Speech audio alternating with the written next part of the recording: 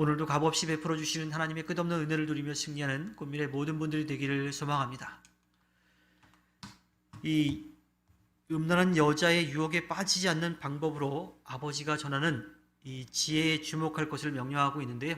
이 지혜는 이미 잠언 4장 1절부터 4절에서 들려줬던 그런 말씀이죠.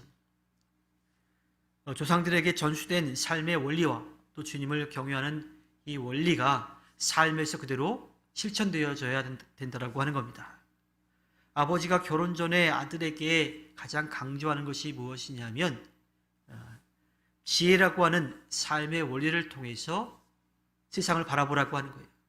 특별히 함께 살아갈 배우자를 만나게 될 때에 그 하나님이 주신 지혜로 찾으라고 하는 이야기를 하지요. 그래서 외적인 매력과 성적으로 유혹하는 여인이 아닌 지혜 자체가 삶의 원리가 되는 그러한 여인, 지혜로운 여인을 찾으라고 그렇게 말씀하고 있습니다.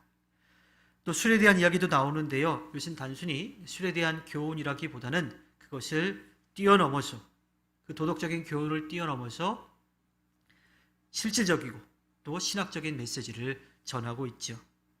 술을 마시지 말아야 될 가장 근본적인 이유는요, 마치 뱀이 여자를 유혹해서 파괴했던 것처럼 술이라는 것이 우리를 유혹해서 우리의 육체적인 파멸뿐만 아니라 또 영적인 파멸도 가져올 수 있기 때문입니다. 이 지혜로운 생활과 정반대되는 어리석은 생활의 전형이 바로 성적 타락과 술 취함입니다. 음란한 여자의 유혹에 빠지는 것은요, 헤어나올 수 없는 구렁이에 빠지는 것과 마찬가지입니다. 성적인 타락으로 사람은 도살장으로 끌려가는 소처럼 아무런 희망이 없어요. 그리고 결국은 죽음을 맞이할 수밖에 없게 되는 거죠. 따라서 지혜로운 사람은요, 애초부터 그런 음란한 여자에게 눈길을 두지 않아요. 관심을 두지 않아요. 그 자리에 가지 않는 거죠. 음란한 여자의 간교한 성적 유혹에 넘어가서 음행을 저지르면요, 결국 남는 것은 심판, 멸망, 죽음뿐입니다. 성적인 유혹에 대해서 맞설 생각을 해서는 안 돼요. 어느 누구도 그것을 이겨낼 수 있다고 장담할 수 없습니다. 그리고 다 이겨냈다 하더라도 딱 한 번 실수하면 끝나는 거지요. 그러니 거기에 맞설 생각이 아니라 그 유혹을 내가 이겨낼 수 있다라고 하는 그런 교만한 마음이 아니라 그 자리를 먼저 피하는 것이 우선입니다. 술 또한 마찬가지죠. 한번 맛들이고 취하게 되면 그 상태에 반복적으로 빠져들게 됩니다. 그래서 알코올 중독이라고 이야기를 하지요.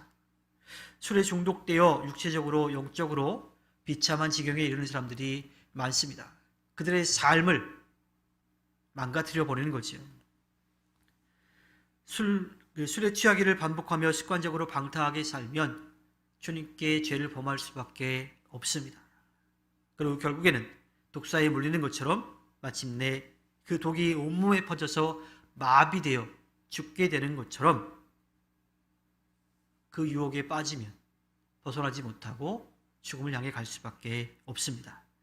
따라서 지혜로운 사람은 여인뿐만 아니라 술도 가까이 하지 않는 것이 낫지요. 사탄은 우는 사자처럼 우리를 넘어뜨리려고 날마다 공격합니다. 그런데 아주 무섭게 강하게 힘으로만 찍어 누르는 게 아니라 아주 달콤하게 부드럽게 유혹을 하지요. 하지만 그 실체는 우리의 영혼을 망치고 우리를 멸망으로 이끈다라고 하는 것을 분명하게 기억해야 합니다. 유혹과 싸워서 이기겠다는 생각보다 피할 수 있게 해달라고 하는 지혜를 구해야 합니다. 지혜로운 사람은요, 사탄의 시험에 대해서 절대로 방심하지 않습니다.